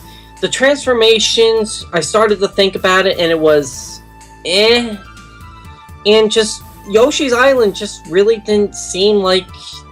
It just seemed it's a totally different game from when I played it as a kid, and it wasn't just this one. It was Yoshi's New Island, Yoshi's Island DS. A lot of these games, it's the same. It somehow lost its zest and appeal, and it didn't age well for me. The biggest knock I think against Yoshi's Island is the fact that I think it tried to do a little too much. In that you have to protect Baby Mario. You have to do a lot of egg shooting and egg aiming and and geometry based stuff to kind of like bounce your eggs off and hit things. And you have to jump around and plop on enemies or avoid the shroom-inducing like hallucinogens. Oh, those fuzzies. Yeah, the fuzzy hallucinogens. Like, holy shit! You wanna wreck a stage? You hit a fuzzy and go. Oh, my trip. Yeah, you're like, did I just enter the 1970s where everything's on LSD? Was it LSD or was it? I wouldn't know. I don't do drugs, but yeah, I don't know. I'm pretty sure it was LSD though, or cocaine or something like that. But and you're just kind of like, it's all like these pastel colors and it's all bright, and you're like, this looks cute and fine as a kid, but then you go back and adult and you're like, an hour into it, you're like, my eyes are starting to bleed. Like, what the hell, man? And I think one of the big things that I think started to bother me was when you talked a little bit about the egg throwing and the ricocheting. A lot of it was very precise. There was not a whole lot of wiggle room. Yeah, for you guys some have of the some bank pretty shots and platforming. It was pretty precise, and I think to the point of frustratingly so. We talk about Mega Man and how the platforming was very tight and precise. I don't think Yoshi's Island had that same precision. No. Like, I remember going through a stage as a kid on Yoshi's Island. Like, this would have been like stage 6 or something like that, or like World 6, wherever the heck it was. Yeah, and that was just was like the final world. Yeah, and like there was a section of the stage where it was like literally the screen was literally nothing but fuzzies and long platforming. And by the way, you're getting shot at by something or other the entire time. Oh, I know which stage you're talking about. That wasn't and World like, 6, it was another world, but I know what you're talking about. Yeah, and like, I remember spending literally a half an hour trying to beat this stage because what would happen is I would get hit by a fuzzy and now everything's all trippy and psychedelic looking. And mind you, this includes the entire stage changing and like how you platform on it too. It's the yellow submarine mode. Yeah, basically, and like you're getting hit almost constantly. So Baby Mario's screaming at you nonstop, and you're like, "Shut up, Mario!" And you pick him up and you start trying to progress through the stage again. And you get knocked into a fuzzy, and now everything's trippy. And now Baby Mario's screaming again, and it's starting to lag because the SNES can't keep up with all the effects going on the screen at the same time. And you're trying to not fall into the pit of death where you would die. And Baby Mario's still screaming. And you are trying to capture him, and you get him, and 5 seconds later you get knocked again, and he's screaming again. Why is he still screaming? I turned the Shut up, endless screaming! I turned the SNES off 5 minutes ago. Why is he still screaming? And it was just unfortunate because, like I said, as a kid, I loved this game to death, and to play it again just made me feel like, like it kind of makes me feel like, what was I doing? But at the same time, I look at a game like Yoshi's Story, and I still love that game. So it's just why, they're not too different from each other. So why is Yoshi's Island a game that I now kind of don't want to pick up again, as opposed to Yoshi's Story, where, yeah, if I'm bored on a rainy Sunday, yeah, I'll go play it again. It just, it's curious to me of why it just doesn't feel like it's a fun game anymore, and it's disappointing for me. I think the reason why is because of the egg shooting, because that was like, there was a little bit of lag in that almost constantly. Like you tried to have a pretty precise aimed shot, and you would aim it, and maybe half the time when you hit the fire button, it would actually fire, compared to when you would fire it, and sometimes it would lag for like a quarter second, and then it would fire a little bit to the north of what you were aiming at, or a little bit to the south. Yeah, maybe I'll have to play it again to really understand it. And just as kind of a side note, the other two games I kind of had in mind were the Mario Kart series, the old ones, and Mario Sunshine. But I figured this deserved the topic because, again, I loved it so much, but it's not fun to me anymore. Alrighty, so very good. Yeah, I've never played Mario World 2, and so that's... I would say give it a shot. I would say try it out. And try to see for yourself, because there's so many varying opinions on this game. Some people just hated it from the outset. And I think this is one of those ones where I think its beauty lies in the eye of the beholder. And there's just a lot of varying opinions. So I would say definitely give it a shot and play it for a little while, get through the first world, and judge your opinion. Alrighty. Well, let's move along here. Let's see. We have myself, Shanna, and Gabe. Left. Left. Oh no, he's laughing. He's laughing. Good, because the die just landed on him! I know, I knew it. I have a strange connection with the die. And just in general, and this does not ultimately ruin any game, but a quick shot at save points. Save points have not stood the test of time for me. Once you have auto-saving and then save states, it's really hard to go back for any of those. And that's just a nice segue, because that was my excuse, is that I had to go find a save point. Saving sucks. Moving on. Yeah, here I am. All right, I have a couple to choose from. I always have more that I want to talk about. I mentioned earlier that I think the original Pokemon games don't hold up, so I won't talk about those, but I do feel strongly about that. I guess I'm gonna say Prince of Persia: The Sands of Time. As much as I loved it back in the day, I bought, and I really wanted to talk about God of War, but I don't have my act together right now to do it. So just for those who are keeping score at home.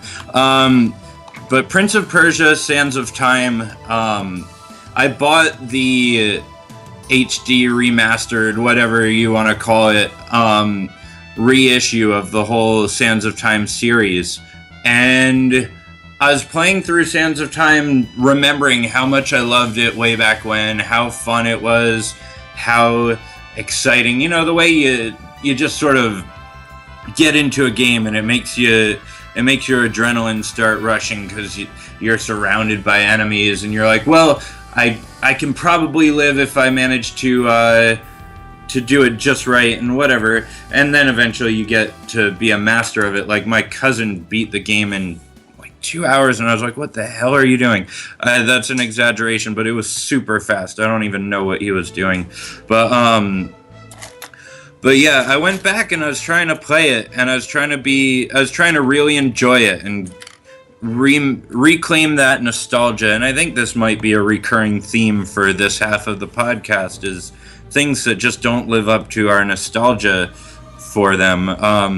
It just was not there. And I mean, I guess I'm playing Spider-Man Shattered Dimensions right now, and it just clicked in my head that certain parts of it remind me of Sands of Time, even though I think it's easily a better game for a lot of reasons. But it's just the combat system is similar, and I think that's my point for Sands of Time especially, is when it first came out, the combat system was great. It was, probably not unique, but it was among a select few where you had a chance of picking that particular game up and it being the first time you had played that kind of combat.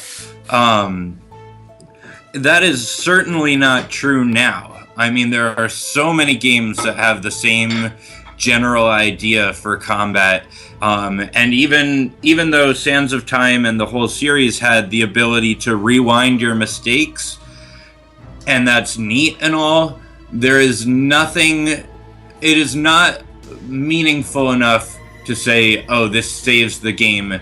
And if you're talking about a game where you can rewind time to fix your mistakes, I'm going to suggest Braid every time over Sands of Time, because Braid is a platformer. It's simpler, but it can be played in 70 minutes or whatever. Some people hate it, but generally I think it's a really good game. Getting myself off track, I'll get back on. Prince of Persia: Sands of Time, the story is super simple. The gameplay is outdated severely now, and the graphics, the whole thing is just a mess looking back, whereas I used to love it, and it's kind of sad. I have never played any of the Prince of Persia games, so it's too late. It's too late. Too late. Sorry. It's done. It's over. That was probably, Prince of Persia was probably a symptom of the PS2, Xbox era of the whole Gears of War, God of War combat system of which goes back to it needs to be like actiony. It needs to be a lot of movement and a lot of pomp and circumstance.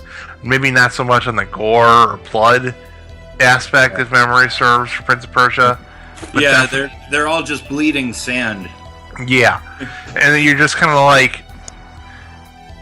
but it was a lot of flashy movement and stuff like that, and it's just there's no real reason for that.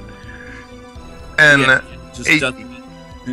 sorry, go on. Yeah, and Rocksteady gets away with it a bit for the Batman games, more so because of what the Batman games are. Yeah, and that you may be doing a bit of that flash and that combat, but that's maybe because you're trying to be intimidating as Batman and making everyone freak out, because I mean the Batman, the idea of just dropping down as Batman and hoisting up one bad guy and doing that to 3 or 4 different ones before you drop down and just clock the last one. Yeah, your mobility in the Batman games is unrivaled, I think. Yeah, the fact that you're moving around in 3 dimensions in the Batman game is probably what makes it better than the Prince of Persia. Yeah. It's a 3D game, but you're only really dealing with stuff on the ground. Yeah. Exactly. And in Batman, you also have the whole weight of 70, 80 years of Batman lore and whatever being woven in very, very... Whereas Prince of Persia has always been one of those, rather interesting titles in that this is a decidedly, set in the Middle East or Turkey or Persia, because of a game which has that definitive Middle Eastern tone. It's a lot of sand, a lot of earth tones, which is very, it's very, how you say, cut and dry. And yes, I'm making a joke there, but that's just my role, apparently. I've assumed the role of making dumb jokes. But the other class clown. Yeah, because there's a bunch of sand and you use a sword the whole time. Yeah. But, like, if memory serves, the entire game was, like, all one giant shade of sand. Yeah, pretty much. And it's boring. And like even you as the main character are wearing like off-white colors, and you have on like a blue shirt, I think. Yeah, I think so. Or let me check. But like the entire game was like just shades of sand.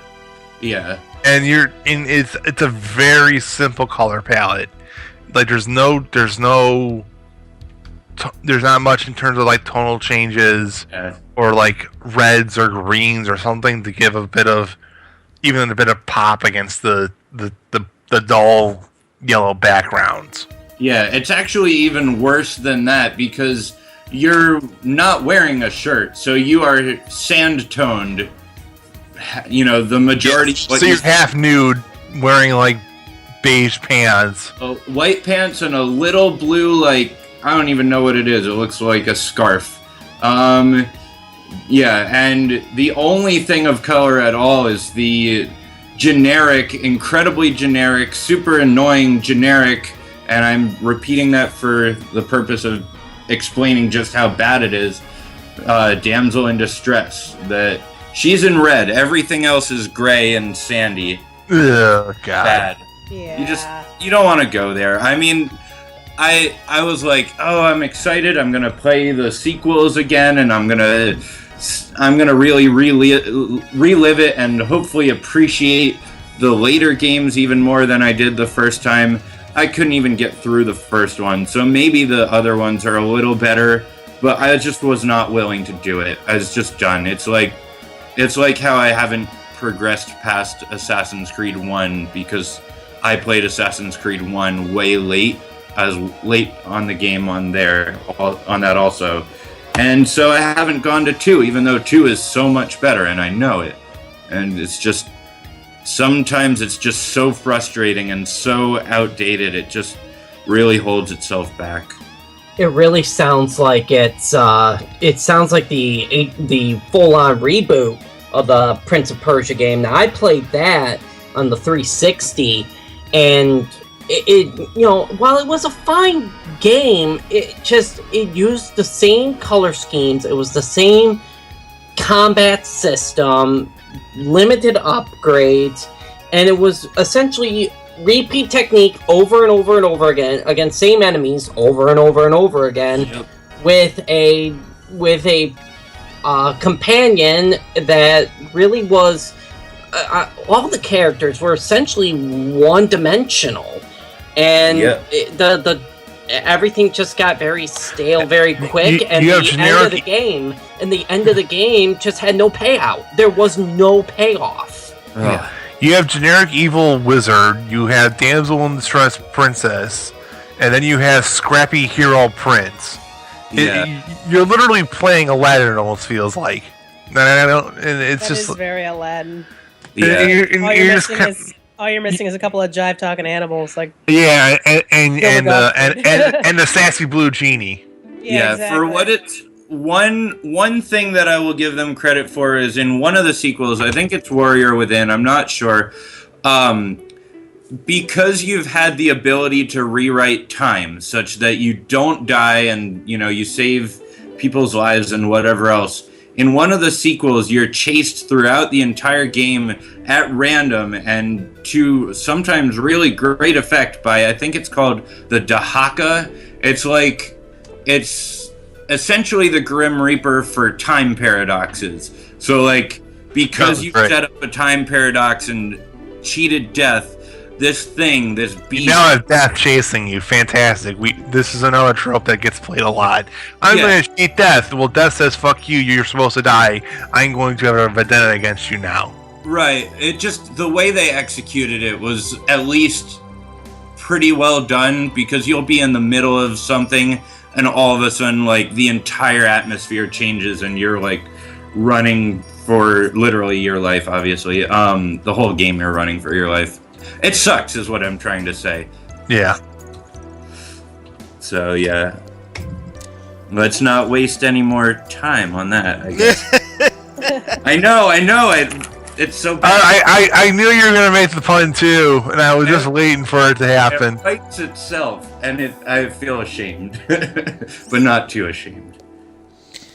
All right, it is time for the next round of Who's Up. Let's take a look. Let's see. No, Nick's already gone, and it's between Shanna and myself, and the winner is Shanna. Okay.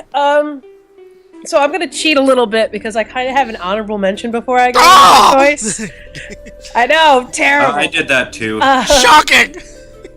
So my honorable mention is any 90s product placement game, because there were a lot of those. There was a lot of those.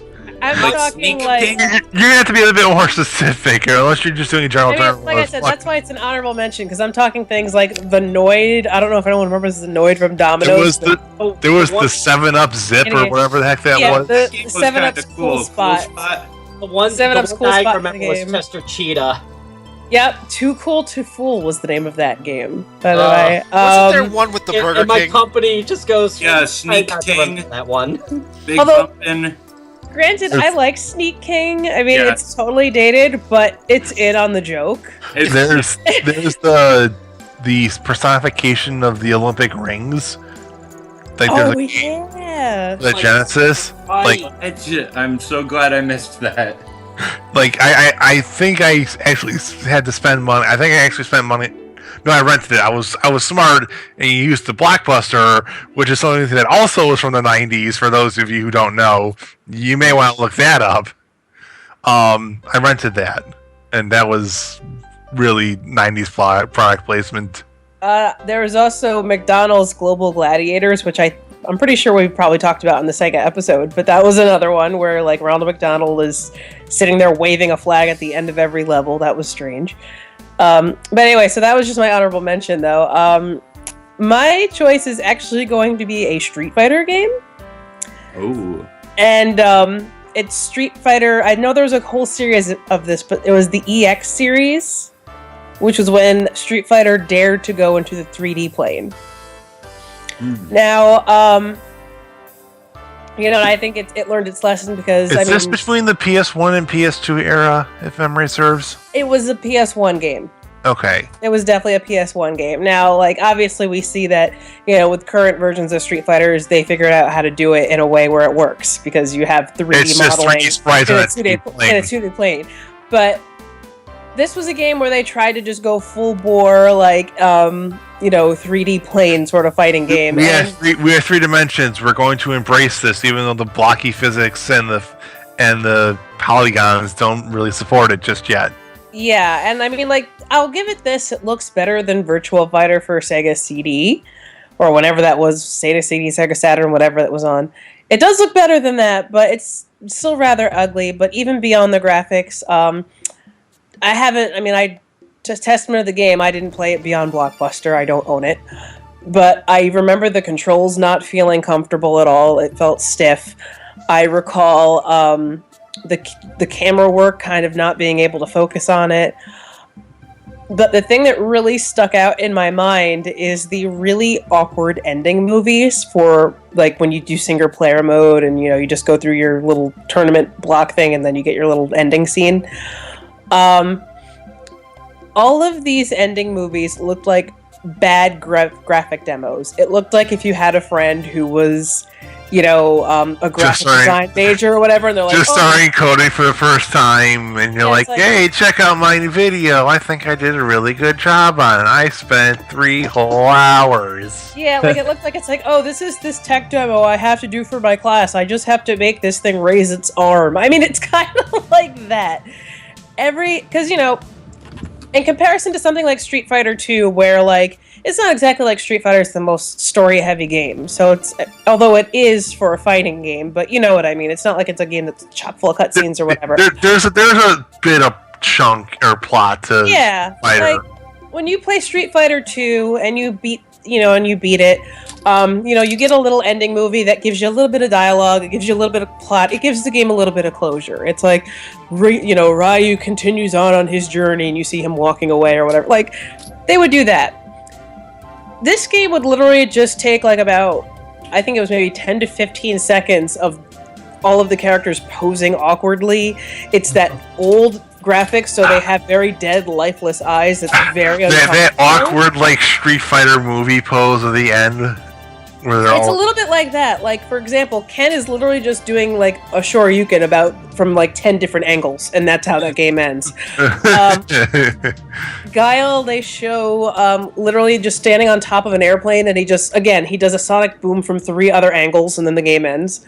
The best, because it's Zangief, and Zangief was just the most beautiful, blatant racist character, and I mean that in an endearing way ever. It was just like, hey, look, like, let's just take this character and take everything Russian and just make him a giant pun.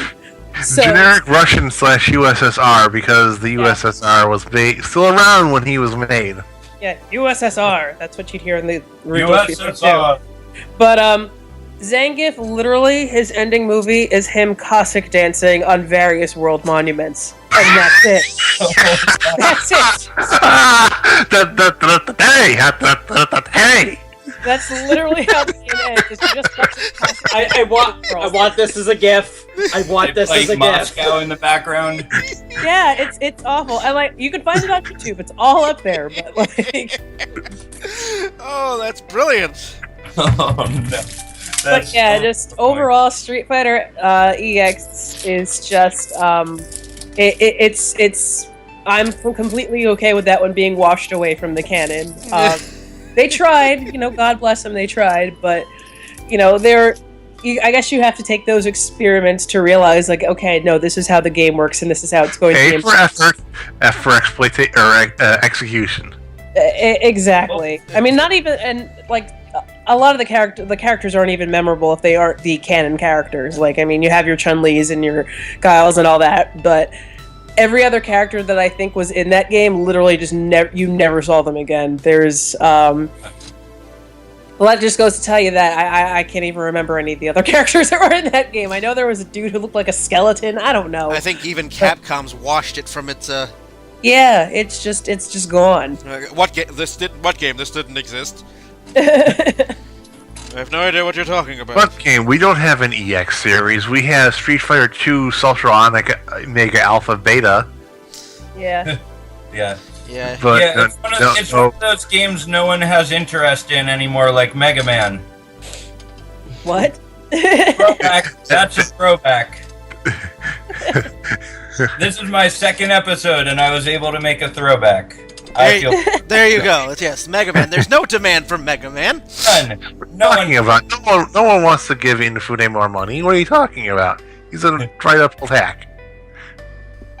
As you sense the sarcasm dripping from our voices. Yes. All right. So that means I get the last word. It can't be Xenogears because you already spent 15 minutes on that. Yeah, I know, but it's fine. I have another game that might get a few questionable glances from the internet at large.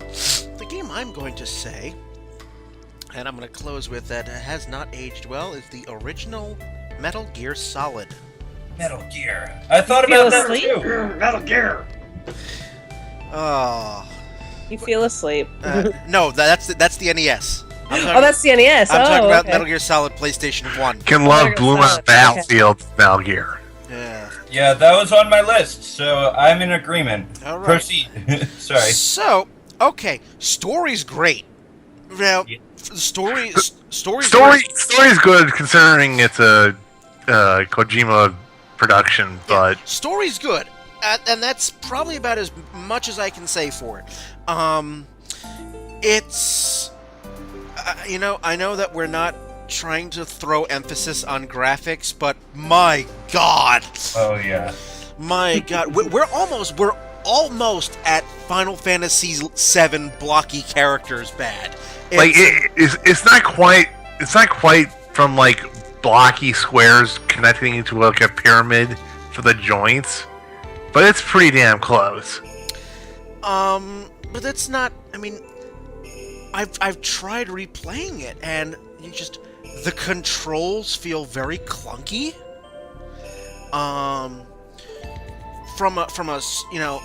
If you get deeper into the story, there are many points in that game that I now can think of which might not fly today in terms of just game storytelling. You find points of the game that are quite sexist in areas. Oh yeah. Yes, let's cut back to a flashback of Meryl's ass as she's just watching her jaunty buttocks bounce slowly. To be fair, slide aside. I've been playing Metal Gear Solid 5. This is the first Metal Gear game I've played. Wow. That happens in Metal Gear Solid 5. Oh, it's a hallmark of the entire series. Yes. It definitely does. It shows off the assets of the technology at that time. Oh, most certainly does. Which is actually pretty good on 5, but not so much on 1, I think. But, you have... Or the super intelligent guards where you blow a hole open in the wall and they just stare at it and then walk away. Yeah, Metal Gear Solid 1, the AI... is at times both really smart and at times really, really, really dumb. Alright, here's something that I did in the early part of Metal Gear Solid 1, just because I could. Because if you are not in that cone of vision, you're safe. You don't exist. You don't exist. Yeah, there's no sound tracking yet. No, very little. But even if there was nothing blocking you and a guard, if you had a direct line of sight, as long as you weren't in that cone, you were fine. They could see you from a mile away if, there was nothing between you, but you're not in that cone. You're not in that, 20 feet. They're like, not my job.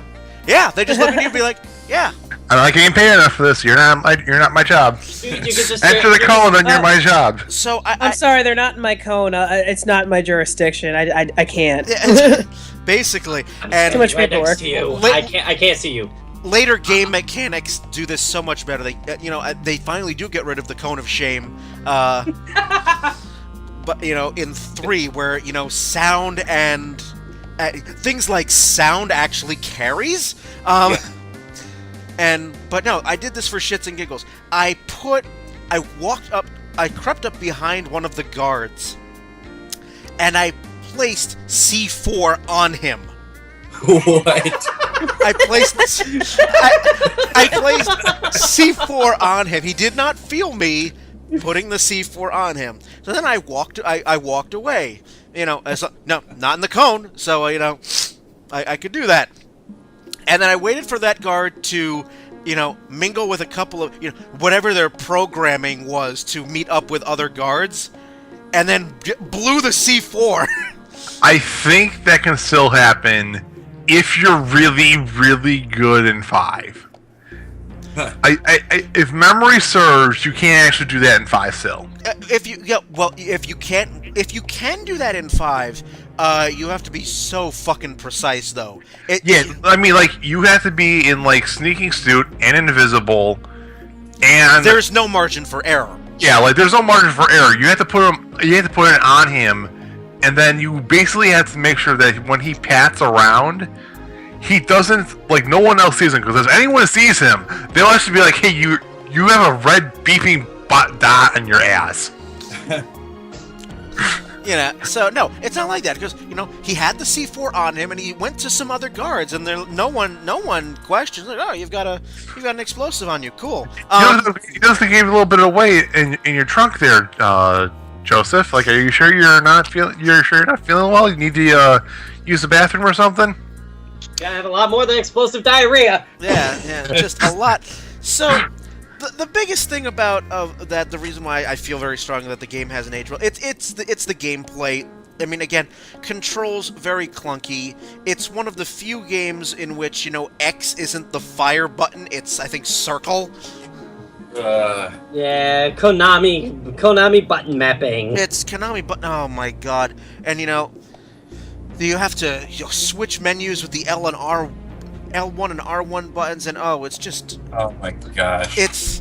I'm so used to games now in which, by and large, most games I play are pretty good with the controllers.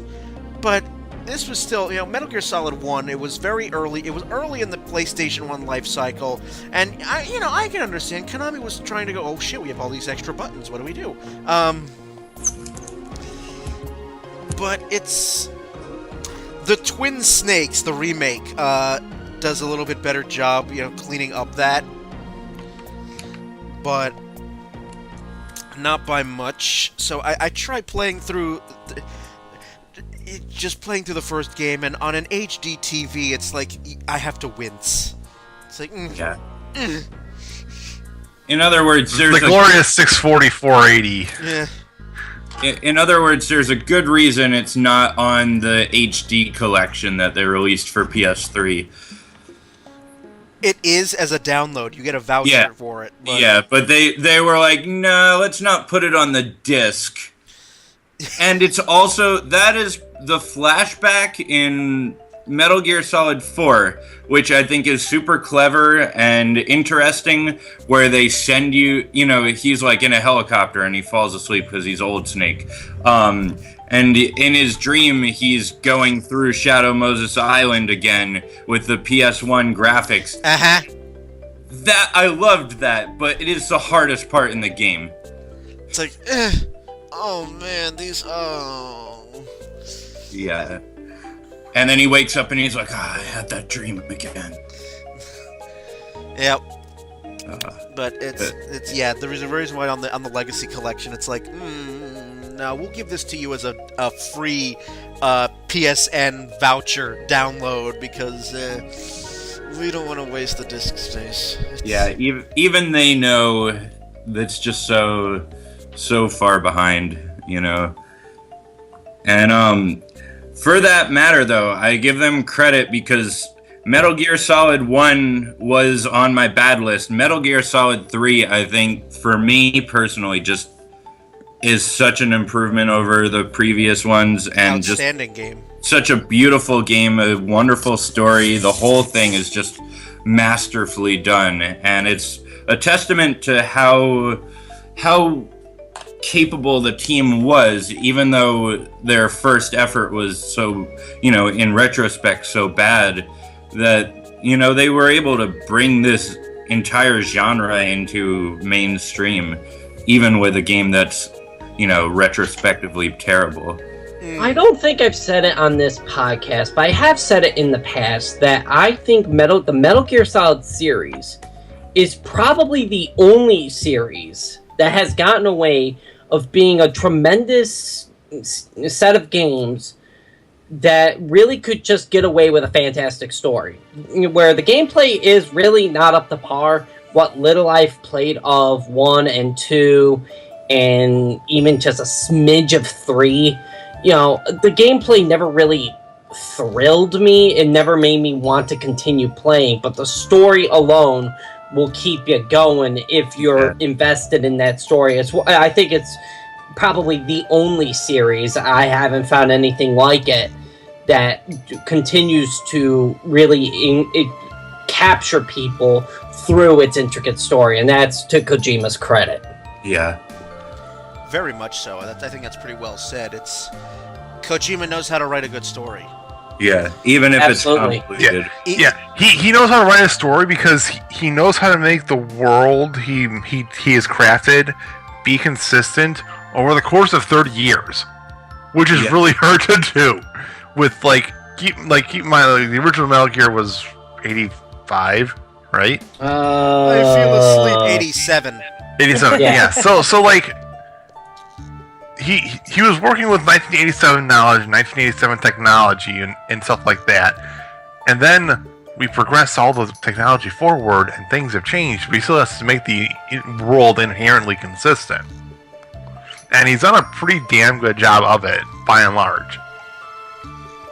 Yeah, and even though some of the things he adds are obvious retcons, they don't feel, you don't like condemn him for it. Like, oh, this just so perfectly explains this thing, because, you know, he had the ability to look, and he did such a good job weaving it, you know, even if it's an obvious fix to a previous problem, it's just totally understandable. Like, he makes it work, you know, or forgivable is probably the better word than understandable, because there's always some level of, like, what is going on.